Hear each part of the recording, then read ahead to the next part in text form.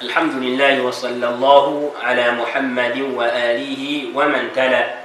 Amatenda amajivugo wekitibwa Allah subhanahu wa ta'ala ebingane emirembe tusababidde eri mukama waffe sallallahu alayhi wa sallama. Abaluganda abebitibwa abayizi ba Qur'ani eyekitibwa banizeera mu musomo gwaffe ogwa tajwid al-Qur'an al-Karim lubeera tusaba Allah abenenga atugabirira irimu eyo eyegasa atugase nayo atabeerenga lubeerera atwongera okumanya. Abuganda nga tugenda mu maaso n'emisomo gyaffe egya tajwid al-Qur'an al-Karim era nga tutunuulira ku bufulumiro bw'ennukuta empalagu. Ennukuta empalagu zivaawa mulundi ogwayita twalaba okufulumira ku lulimi obusooka bwe twayita aqsa al-lisan. Tugamba aqsa al-lisan twawulamu paati eyo olulimi gye lutandikira tujawulamu paati bbiri, tujawulamu ebitundutundu bibiri, ewafulumira qaafu newafulumira kaafu nga ku mulundi guli bwe twalaba. Olwale biidhnillah tugenze kafulumiro akokubiri akafulumira ku lulimi ketuyita wasatul lisani oba wastul lisani. So gamba wastul lisani. Wastul lisan ge makkati g'olulimi, amakati g'olulimi, wakati w'olulimi. Wayakhruju minhu maa ma yuhadhihi min alhanaki al-a'la thalathatu ahrufi. Wakati w'olulimi ng'olulimi olwo lukwataganye nga lukwataganye n'olubu olwa waggulu oba wakati w'olulimi olulimi welutandika makati g'olulimi nga wakwataganye n'olubu olwa waggulu mufulumiramu ennyukuta 3. Obategereka wakati w'olulimi tugambye nti bwe bufulumira obwokubiri obuva ku lulimi ge makkati g'olulimi. Amakkati g'olulimi nga gakwataganye n'olubu olwa waggulu wafulumirawo ennyukuta 3: aljimu washiinu walya.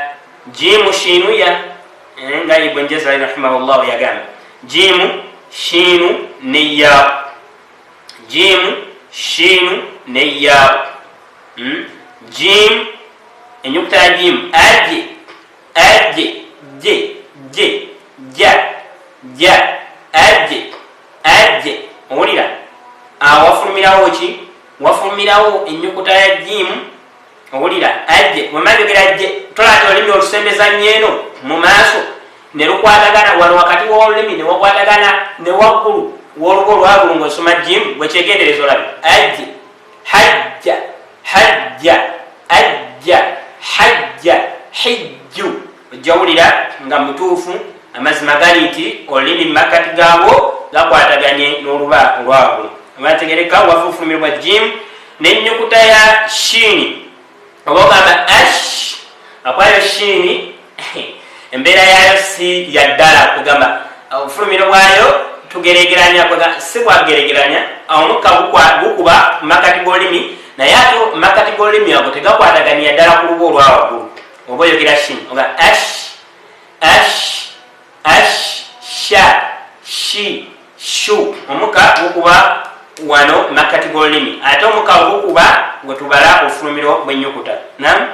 Ate ne yaabwe etawangaala kuba yaabwe wangaala gye twagamba eva mu jawufu naye yaabwe wangaala twagamba eva muki mu jawufu naye yaabwe etawangaala ya yu yi ya yu ovaawa eva makati g'olulimi.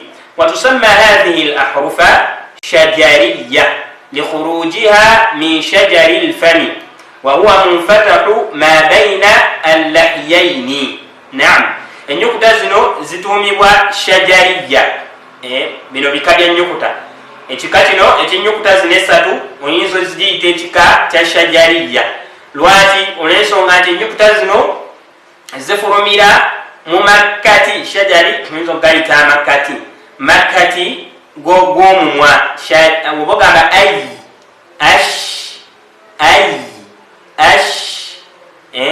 hajje emimwa gino ebiri gyeyawula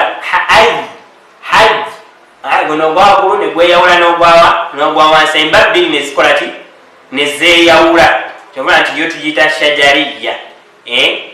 Ebeeraawo min shajari al-fami mukweyawula kw'omumwa gweyawula guno kati ekika kya nnyukuta naye ffe ekikulu kya kyonna kutegeera nti ennyukuta ya yaabu etawangala jimu ne shin ziva wakati w'olulimi. wayuwaddihu shakilu taali makhraja aljimi haythu yanqafilu almakhraju inqifalan tamma ويكون رأس اللسان إلى الأمام ولا علاقة له بمخرج الجيم.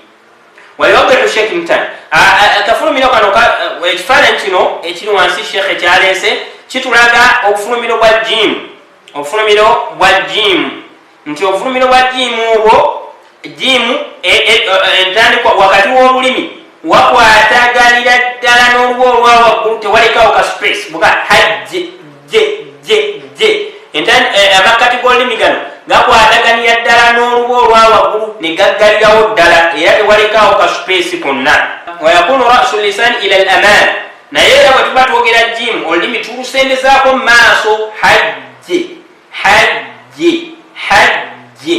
naye okusembezaako olulimi mu maaso wala alaqatu lahu bimakhraji ljim tekirina nnyo kakwate na kufulumiro bwa jimu nti oli ayinza owulira naga sheekhe bwe tuba twogera jimu tulyanga olulimi lwe tusembezaako mu maaso ye tulusembeza mu maaso naye okusembezaako olulimi mu maaso tekulina kakwate na kufulumiro bwa jimu yo jimu evawa wakati w'olulimi hajje ate olulimi lukwataganira ddala n'oluba ne bikwataganira ddala wamu bwebiti oba ntegereka wava jimu.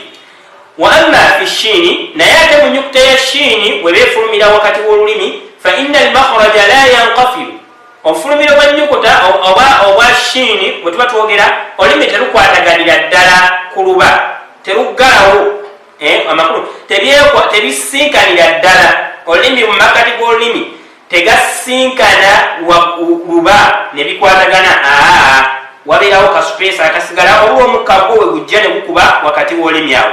washakilu taali yuwaddihu dhalik oba otunudde mu kifaananyi kino kikulagira ddala awali kakala aka bulu kakulagira ddala engeri shini bw'ojatula sha shi shu olaba olulimi terukwataganira ddala ku luba wabula omukka gukuba wakati w'olulimi awo. wa amma lya ate ya weba efuluma wakati w'olulimi efuluma etya fayuwaddihu shakilu taali era ojja kubeera abo otunuulira ku kifaananyi kino wansi yo efuluma erya makhrajaha weba efuluma obufulumiro bwayo yadharu fiihi adamu inqifali lmakhraj wa inkhifadu aqsa allisan wa irtifau wasatihi. ojja kubeera ng'olaba nti olulimi terukwataganidde ddala ku luba waggulu era ku yaau olulimi terukwataganira ddala ku luba waggulu wabula olulimi ekibeerawo mu kamwa inkhifadu aqsa allisani olulimi eno gye lutandikira lukkira ddala lubeera wansi olulimi gye lutandikira wansi waalwo lukkira ddala oba oyatula yaau ne lubeera wansi. wartifauhu wasatihi ate mu makkati gaalwo ne babeera nga wasitukako waggulu naye mu kusituka waggulu mu makkati gaalwo terutuukira ddala ku luba wasigalawo wasigalawo aki wasigalawo akabangirizi akapaati akasupesi netugaa ya tubalaba bakola ensobi nga batula yawo bakireeta ne bagikuba amaanyi mangi ne babituusa ku lubeeri nakiteekamu olwo kikyamu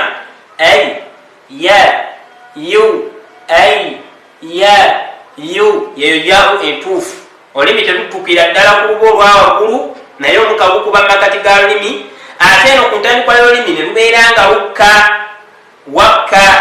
mu makati gaalwo ne wabeera nga wakola ki ne wabeera nga wasitukamu. Naam, barakallahu fikum wa jazakumullahu khairan.